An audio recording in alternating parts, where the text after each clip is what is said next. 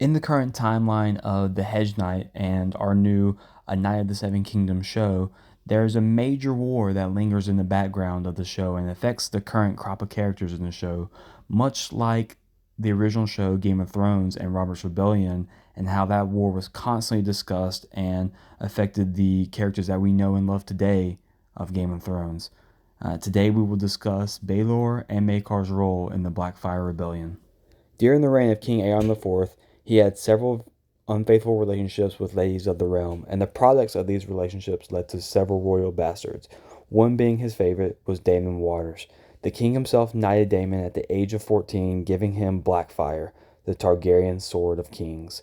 This symbol of kingship, plus being Targaryen on both sides of the bed, led to other lords of the realm claiming that Daemon was the true heir and true future king.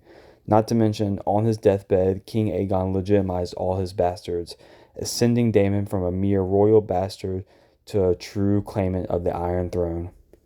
Daemon would eventually take the Targaryen sigil, reverse his colors, and take that as his personal sigil, forever being known as Daemon Blackfyre.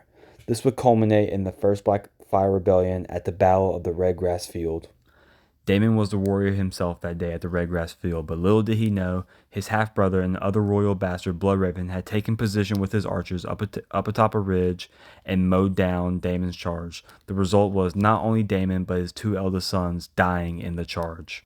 Just when all hope was lost, Bittersteel, half-brother to Daemon and fighting on the rebel side, picked up Blackfyre and led what was described as a mad charge at the Loyalist center. Commanding the Loyalist armies was none other than Prince Maekar Targaryen, leading from the center. While Bittersteel's charge had put a dent in the Loyalist ranks, Maekar was to hold at all cost. Bend, but not break. While Maekar was holding the lines, Prince Baelor was rushing to the battle with his Dornishmen and Storlanders. While Maekar's unit was mostly infantry, Baelor's would be mostly cavalry. Baelor would be the hammer to Maekar's anvil. This tactic was made very famous by Alexander the Great and his companion cavalry.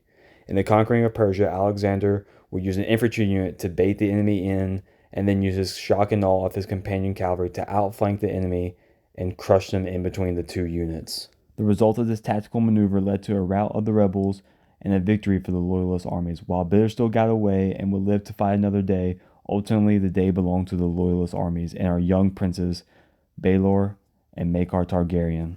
The strife between the princes results from this battle, as Baelor is forever remembered as the person who won the battle with his decisive movement, but it cannot be understated that Prince Maekar played an equally important role in the battle and the war of the First Blackfyre Rebellion.